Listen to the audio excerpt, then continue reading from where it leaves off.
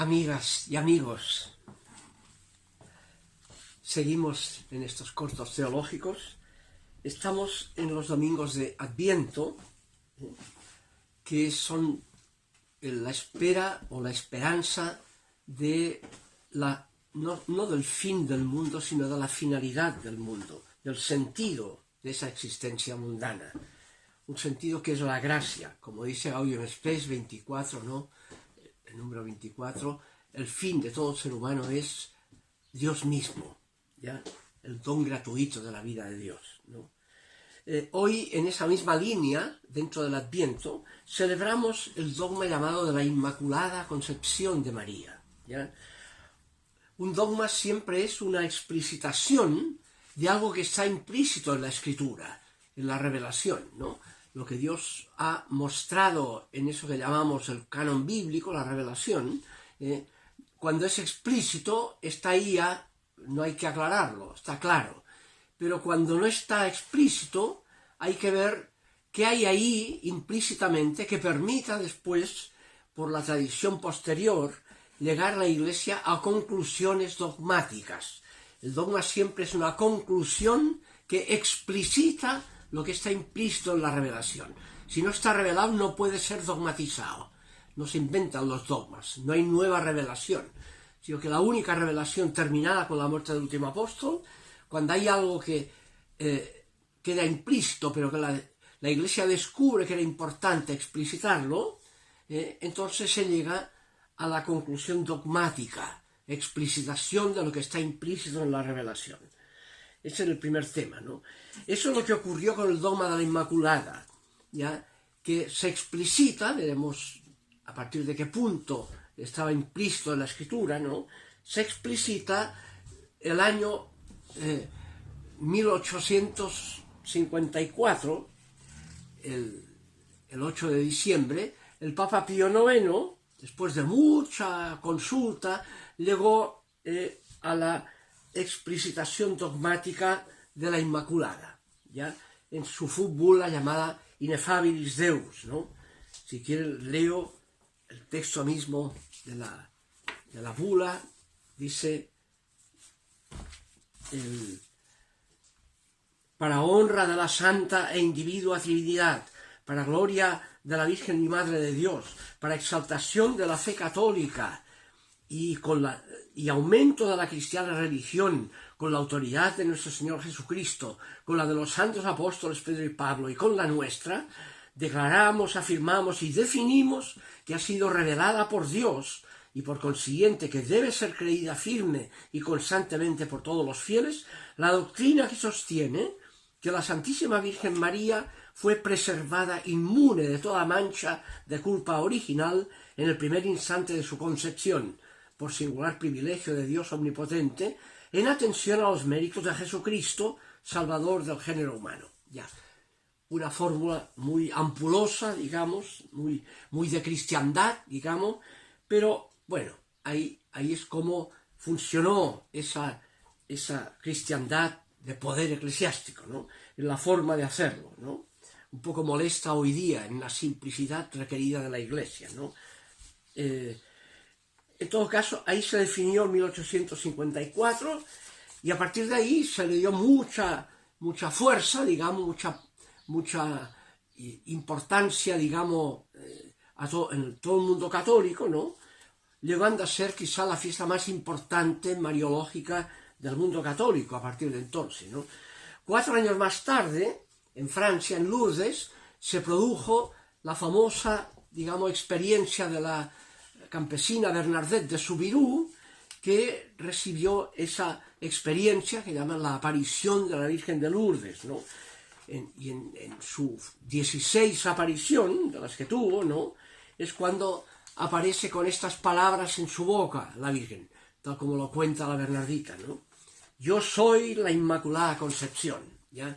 Que obviamente era el título de la definición dogmática puesto ahora en boca de la Virgen María en esa aparición, tal como la narra, influida por ese dogma católico, obviamente, de 4 años antes, ¿no? La Bernardita, ¿ya?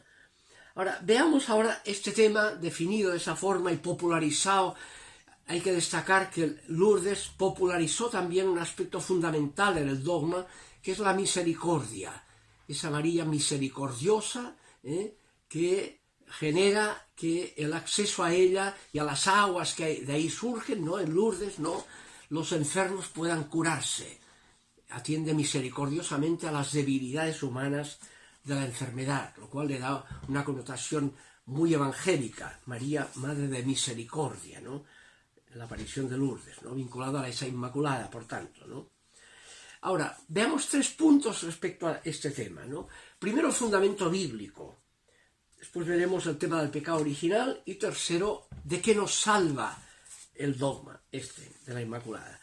El fundamento bíblico.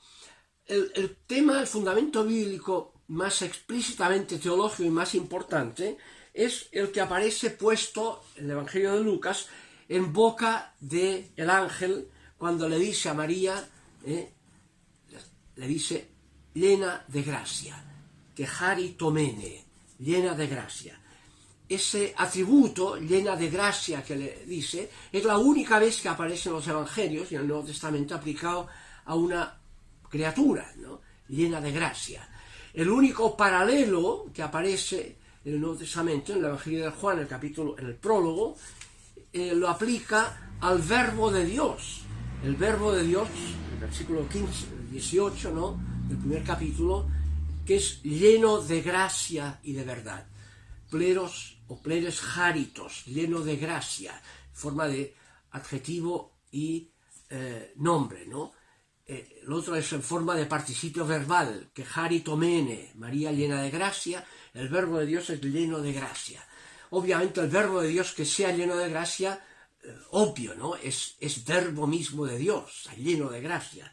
Ahora, que lo sea María, que solo es criatura, solo es ser humano, eso es lo inédito, lo absolutamente inédito. Eso es gracia, no corresponde a su naturaleza, es un don gratuito, es gracia, no como el Verbo de Dios que corresponde a su naturaleza divina. En María no le corresponde a la naturaleza y por tanto es un don gratuito. Es el fundamento bíblico, el que charitomene de Lucas 1.18, el más importante. ¿Ya? Ahora, este tema, fundamento bíblico, explicará también que después se irá desarrollando el dogma en la Edad Media. Tomás de Aquino no lo veía claro todavía, en cambio un paralelo de Tomás de Aquino, como era Ramundo Lulio, sí, favoreció y tiene textos muy notables sobre la Inmaculada.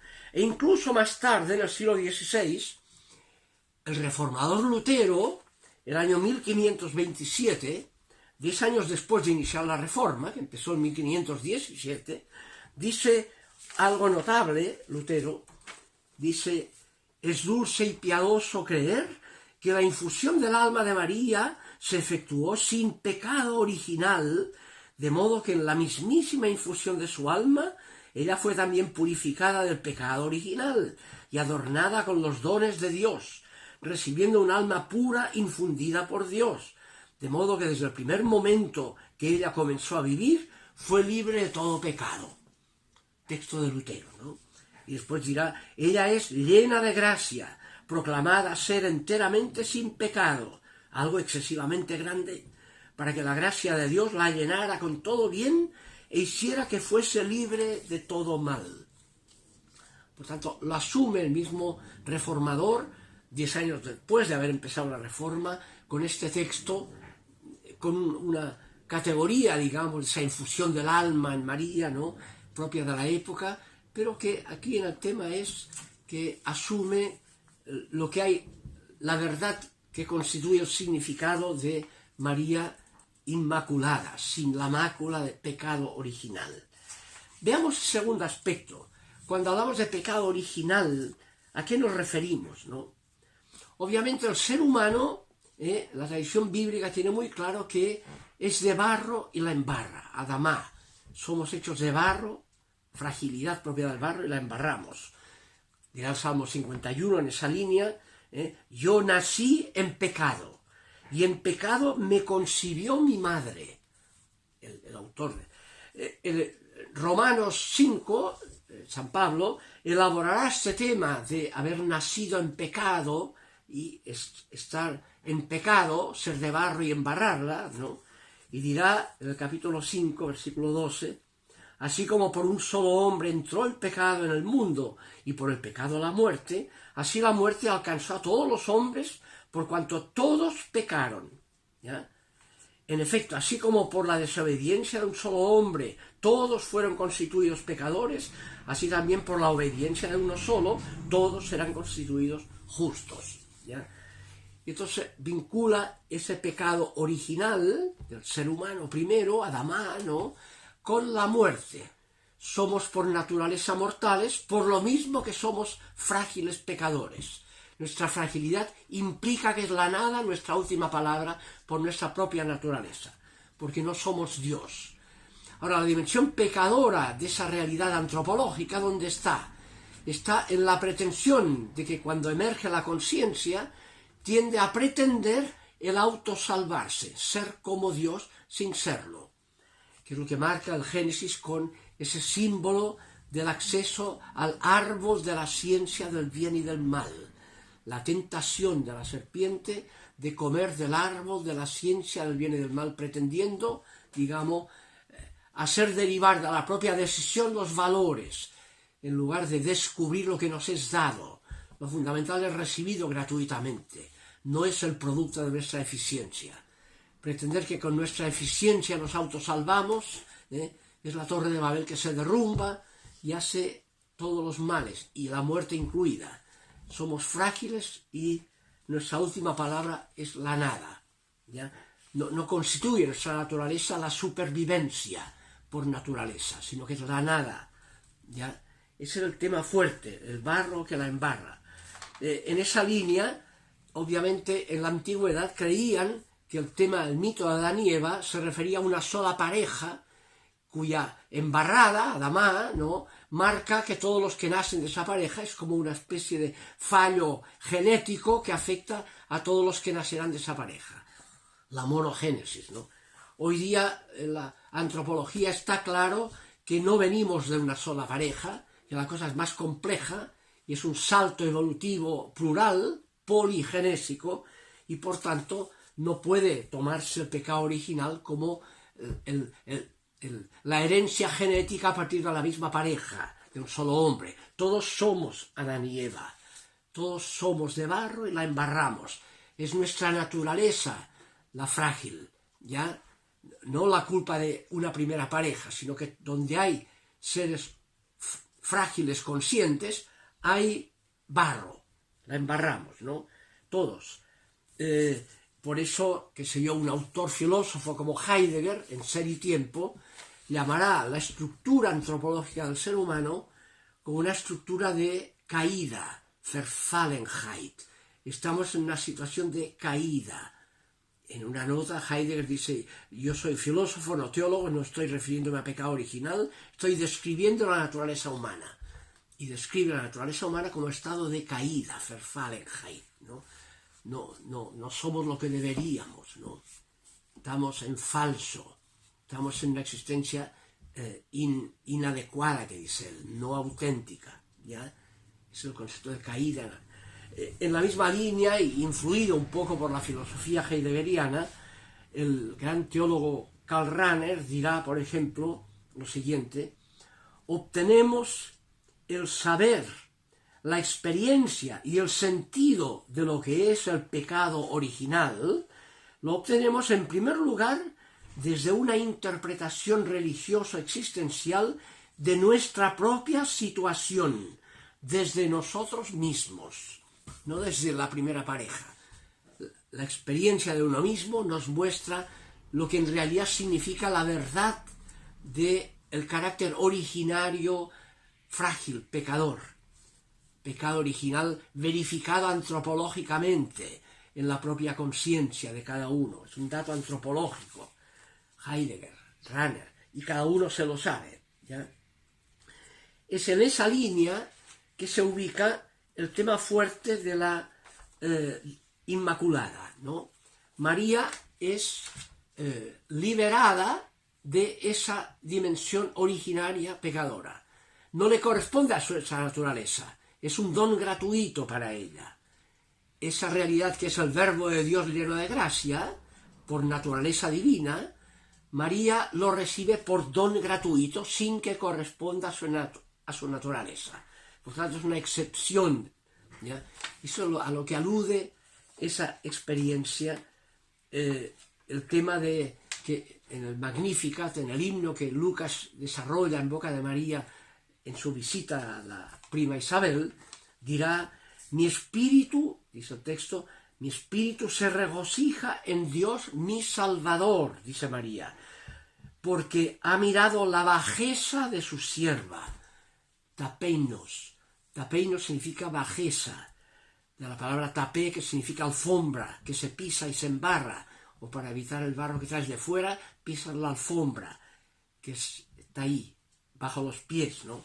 Tapeinos. Esa es la palabra que emplea aquí. Ha mirado la bajeza, el carácter de barro propio del ser humano, y sin embargo me ha salvado de ella. Me ha dado el don gratuito de superar, de no estar afectada por esa bajeza, ¿ya? Y entonces seguirá: por eso me dirán desde ahora bienaventurada todas las generaciones, porque Dios ha hecho en mí grandes cosas. Su nombre es el Santo. El Santo por naturaleza es lo que Dios es, ¿no? Y Cristo como verbo de Dios. Y su misericordia es de generación en generación. Lucas 1:47, ¿no? Y ahí remite esa experiencia de la gracia de la Inmaculada que recibe María. Mi espíritu se regocija en Dios que me salva de esa bajeza que me correspondería por naturaleza, ¿no? Me salva del pecado original, que decimos, ¿no? Pero lo hace para que con su nombre santo su misericordia sea percibida de generación en generación. Y remite el dogma de la Inmaculada a la razón de ser de ese dogma salvífica. ¿De qué nos salva que María sea inmaculada? Obviamente aquí tendemos a una mariología a veces medio nepotista. La inflación de la mamá de Jesús por ser la mamá de Jesús, ¿no? Contra lo que a veces aparece en el Evangelio, Marcos 3, por ejemplo, ¿no? De que Jesús no toma en cuenta ese nepotismo. ¿Quién es mi madre y mis hermanos? Los que escuchan la palabra, ese es mi madre y mis hermanos. Y deja a su mamá fuera, no le acepta ese piropo a María. Entonces no podemos hacer una inflación mariológica que tenga sospecha de nepotismo, porque eso contradice lo que los evangelios dicen de la relación de Jesús y María. Jesús no ha venido en función de intereses familiares, para inflar el nepotismo familiar, ni que sea de su madre. Ha venido para dar testimonio de que lo que vale es la misericordia, la superación del propio narcisismo y del propio nepotismo, ¿no? Ese es el tema fuerte que tenemos aquí, ¿no? Entonces, la pregunta es precisamente: ¿de qué nos salva la definición del dogma de la Inmaculada? No es un mero dogma en función del nepotismo de María, ¿ya? A María misma no le interesa que la gente se centre en su propio egocentrismo de madre, sino que María quiere abrirnos a lo que significa que la salvación requiere éticas de gratuidad, misericordia, de generación en generación, ¿ya?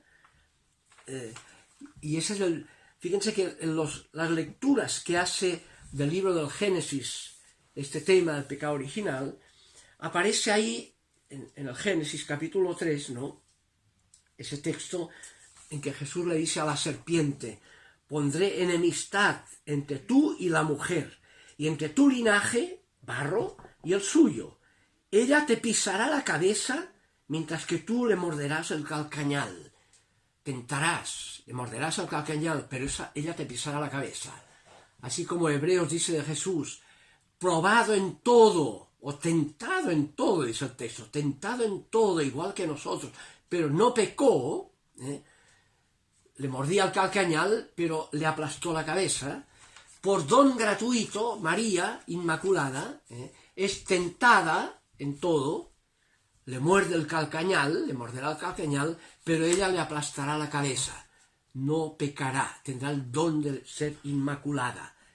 Eso lo retomará del Génesis capítulo 3, lo retomará el final de la Biblia, el Apocalipsis en el capítulo 12, donde sale toda una imagen también vinculada a esa misma mujer simbólico-mítica que aparece en Génesis y en Apocalipsis, ¿no?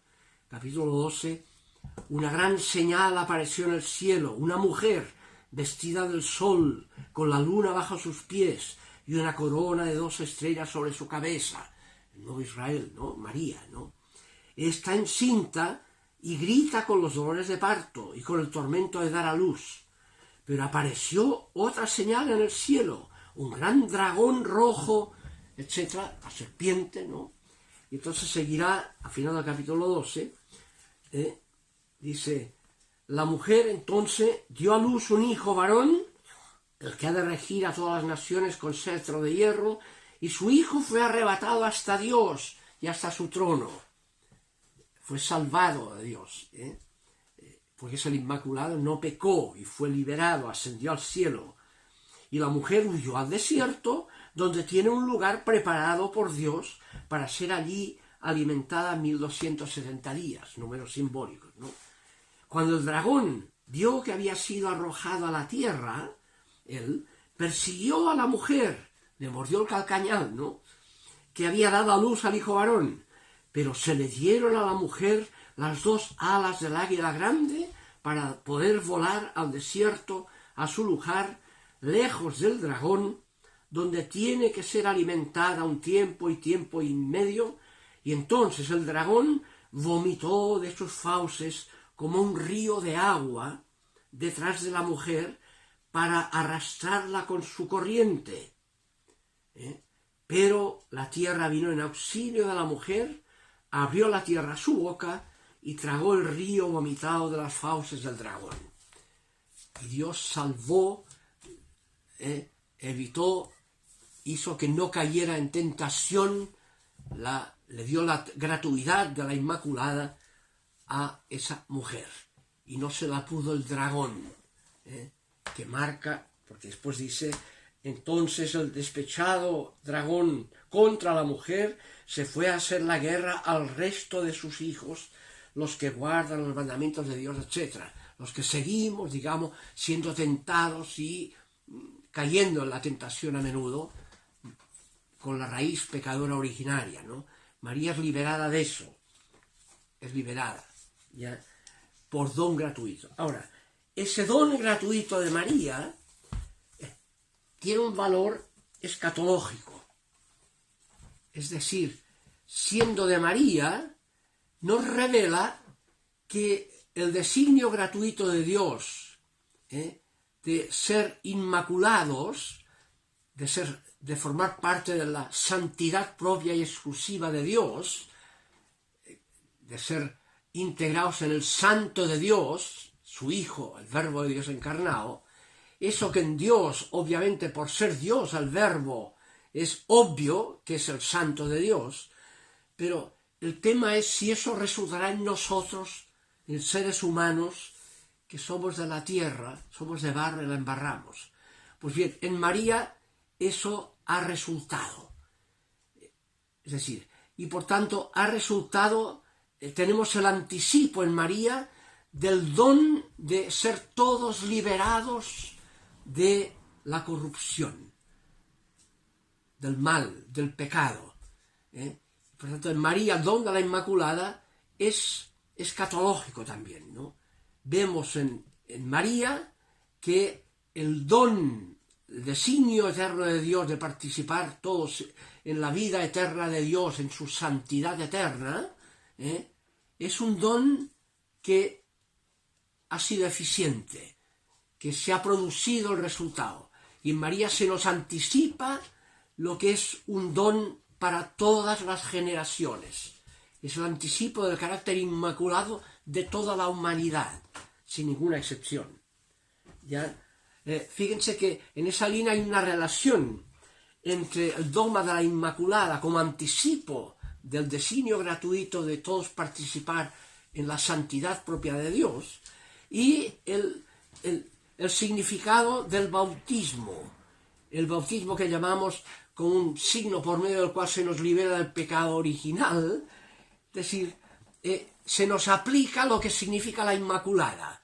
Se significa que lo fundamental es recibido gratuitamente, es un don gratuito, asegurado, por don gratuito, aunque no corresponde a nuestra naturaleza, lo cual implica el don de la inmortalidad, que es propio de la santidad, y no de la pequeñez propia de la tierra, que es de barro la embarra, y por tanto tiene como última palabra el desaparecer, la aniquilación.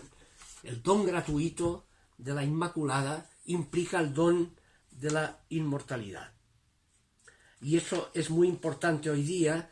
Acabamos hace 15 días del aniversario del día 25 de noviembre, el Día de la Mujer Violentada. Pues bien, la Inmaculada es como el antídoto a eso, es la celebración de la liberación de toda mujer de ser violentada. Es el don gratuito de la no violencia, de la Inmaculada, el don gratuito del misterio de la mujer, que es la Inmaculada, para todos mujer. Ya en María se celebra el don gratuito de ser Inmaculada toda mujer, toda generación. Ese es el tema escatológico de la Inmaculada. Bien, dejémoslo aquí, seguiremos el próximo día en el tercer domingo de Adviento.